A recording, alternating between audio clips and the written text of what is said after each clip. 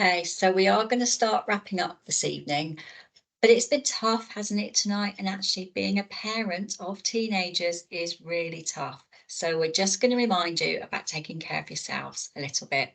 So, many people treat self care as almost a kind of self indulgence. Images of eating flakes in a bubble bath or taking walks on the beach might float through your mind. But not only is this inaccurate, but it can turn practical people away from practicing self care that could improve their physical and emotional well being. So, the difference between that self indulgence and self care essentially is the outcome. So, self care habits help us to stay healthy and at the top of our game.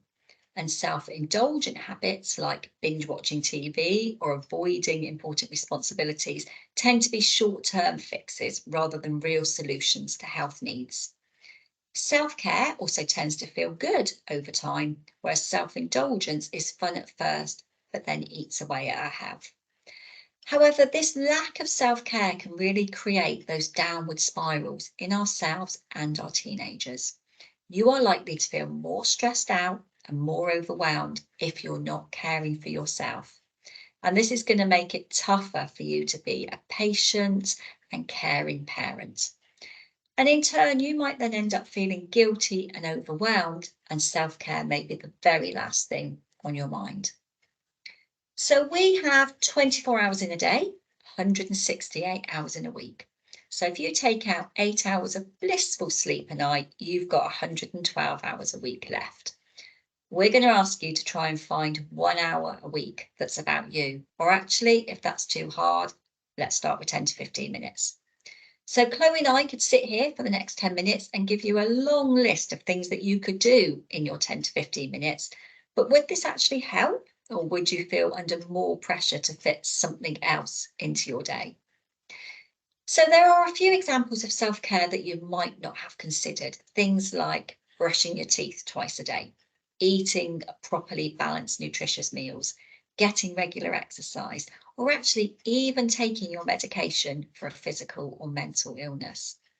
And all these practices fall under that category of self-care because they're helping you to maintain a healthy lifestyle. These and other self care activities can help you feel your best so that you can accomplish everything that you need to get done in a day. People often say, put yourself on your own to do list.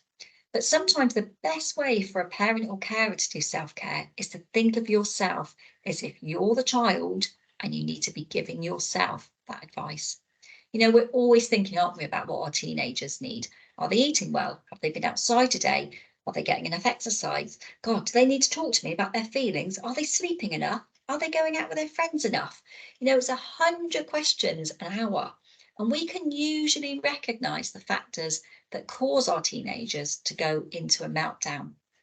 Do you remember when they were little, we used to say things like, oh my goodness, I've been giving them junk food all weekend.